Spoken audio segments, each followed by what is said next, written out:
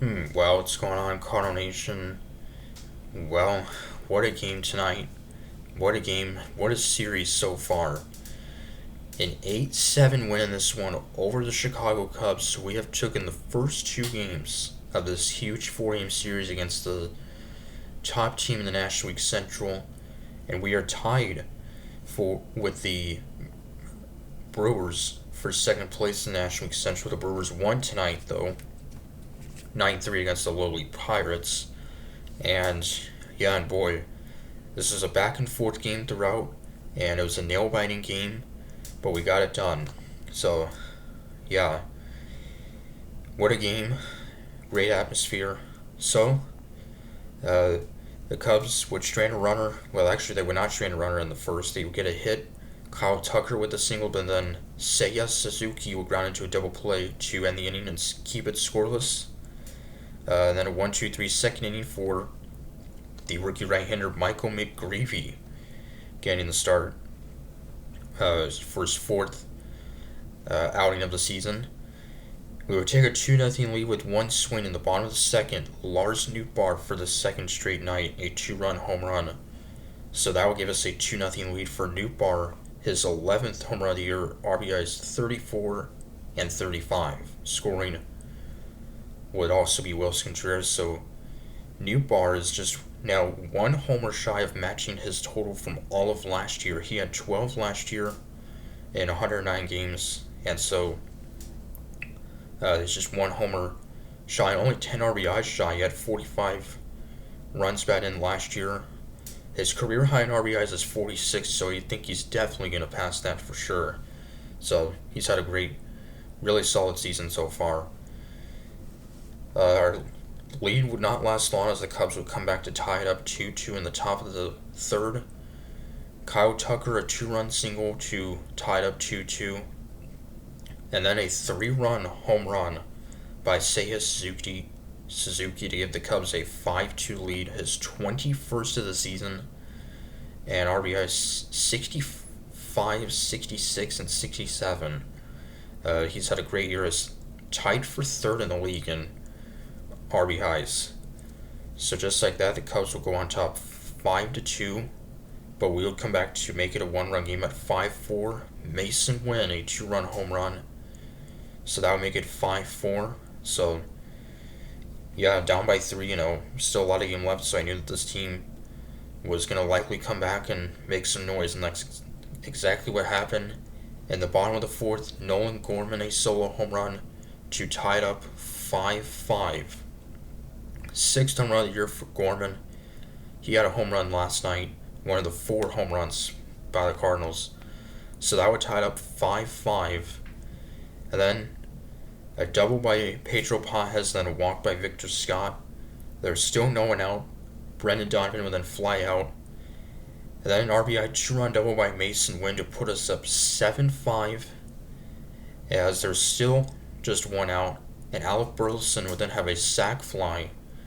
And Mason Wynn was able to score from second on that sac fly as Cubs center fielder P. Crow Armstrong would lose track, did not know how many outs there were. He thought that was the third out. It was only the second out. So Mason was able to score from second base on a sac fly. A very rare play. You hardly ever see that. So wow.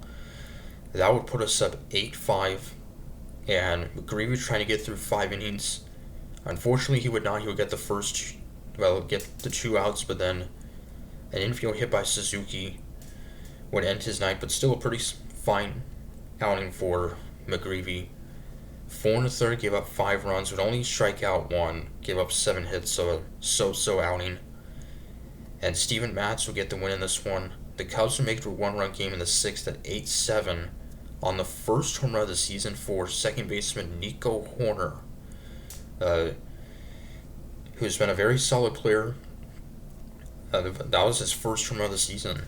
RBIs 32 and 33. So that would make it a one-run game at 8-7. Still, 3 innings to go. And Jojo Romero in the top of the 7th will get the first batter out, but then a walk to Tucker, and then an infield hit by Suzuki We're bringing up the dangerous Pete Crow Armstrong. He would then have a sacrifice bunt to put runners on second and third. Phil Maton coming in trying to get the final out. And he would get Dansby Swanson to fly out to keep us on top 8-7. And then Maton will get 2 strikeouts in the 8th to keep it 8-7. So hoping for some insurance in the 8th. Fortunately, we could not get it done. And so in the 9th, Ryan Helsley trying to get the save, facing dangerous Cubs lineup, the top of the order for the Cubs. Ian Happ would ground out, but then Kyle Tucker with a single. He then gets Seiya Suzuki to strike out.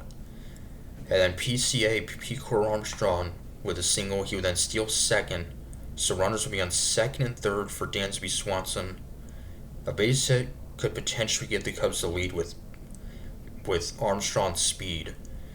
And on a 2-1 pitch, Swanson would ground out to third on a short hop to Nolan Arenado, as Swanson would be out to end the game. A very, very close play. So, wow, what a game, what an ending. And, yeah, so the 15th save for Helsley.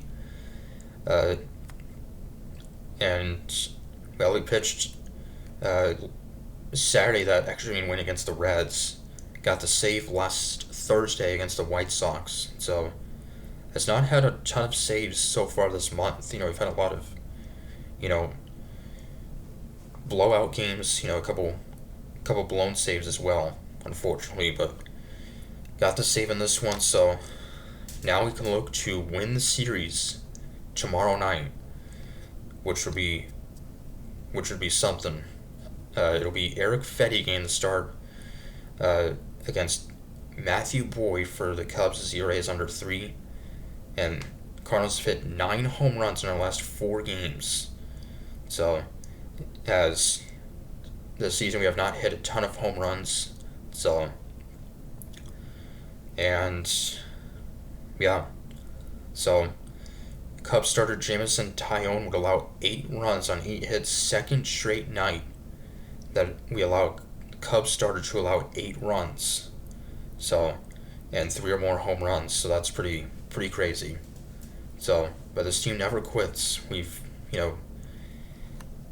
seem to be in every game this season. So, hopefully we can get another series win tomorrow night. So till then, Count Eckler saying, go Cards.